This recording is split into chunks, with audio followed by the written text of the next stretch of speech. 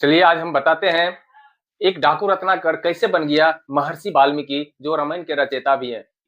तो बात है उस समय की जब रत्नाकर जंगल में लूटपाट करता था और राहगीरों को लूटता था और उसकी हत्या कर देता था। जो प्यार से नहीं देता उसकी हत्या कर देता, उसका यही काम था। और एक दिन क्या हुआ, उस जंगल से नारद मुनि जा रहा था तो रत्नाकर ने उसे घेरा, पकड़ा और बोला तुम्हारे पास क्या है, तुमको डर नहीं लगता, इस जंगल से गुजर रहे हो, तुम्हारे पास क्या है वो हमें दे दो नहीं तो मैं तुम्हें मार दूंगा।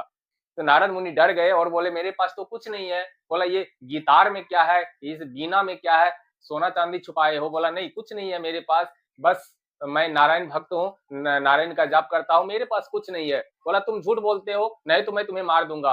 बोला ठीक है, मैं तुम्हें हीरे से, सोने से भी ज्यादा कीमती चीज दूंगा, बस एक बात हमको तुम बता दो। बोला क्या, पूछो आप। तो बोला तुम जो ये काट मार करते हो, लूट पाट करते हो, किसके लिए करते हो। बोला मैं अपने परिवार के लिए करता हूँ।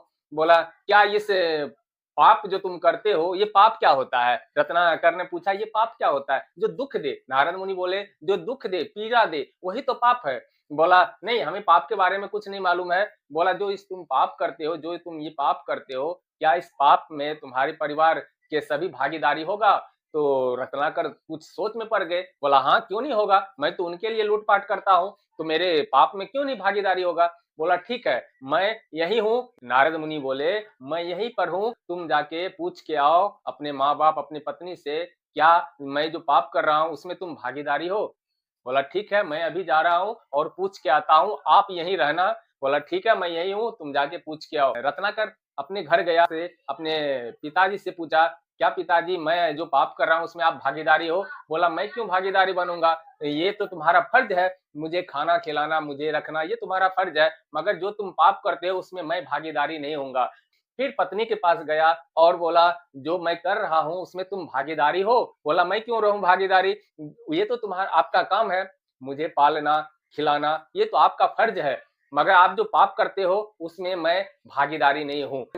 ये सुन के रत्नाकर अंदर से टूट गया और उसके हाथ में जो तलवार था वो वहीं पे छूट गया और वहां से वो नारद मुनि जी के पास आ गए और उनके चरणों में गिर गया। बोला आप हमें राह दिखाइए, हे नारायण भक्त आप हमें राह दिखाइए, मैं क्या करूं, मुझे बचा लीजिए। आप राम नाम का जाप करो, पाप से मुक्त हो जाओगे। बोला ये कैसे होता है, ये कैसे होगा। बोला ठीक है मैं तुम्हें बताऊंगा, जो राम नाम का जाप, राम नाम का तप कैसे किया जाता है, चलो। उसको एक पेड़ के पास ले गया और उन्हें बिठा दिया और बोला जपो राम। तो वो राम के बदले जपता था मरा, वो राम के बदले मरा मरा जपता था।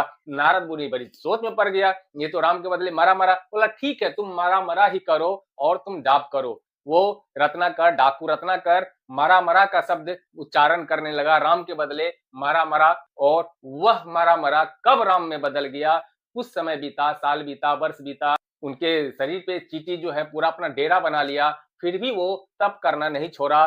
ब्रह्मा जी आए और बोले उठो रत्नाकर, तुम्हारी तपस्या पूर्ण हो गया और तुम अब डाकू नहीं रहे, तुम एक महात्मा हो गए हो, महर्षि वाल्मीकि हो गए हो। उन्हें आशीर्वाद दिए और बोले मैं तुम्हें दिव्य दृष्टि प्रदान करता हूँ, तुम भूत भविष्य और वर्तमान सब जान सकोगे और रामायण की रचना कर सकोगे। बोला ये हम कैसे कर सके, हमें तो लिखना नहीं आता। बोला ठीक है आपके साथ माँ सरस्वती जी वास करेगी आपके साथ और तुम ये लिखना प्रारंभ करो, तुम कलम उठाओ तो खुद ब खुद में ज्ञान हो जाएगा, हमें क्या करना है, तुमको मैं दिव्य ज्ञान प्राप्त करता हूँ, दिव्य दृष्टि प्रदान करता हूँ। और उस दिन से डाकू रत्नाकर बन गया महर्षि वाल्मीकि। आप लोगों को ये कहानी कैसी लगी, अपना प्यार हमें दिखाइए। धन्यवाद, थैंक यू।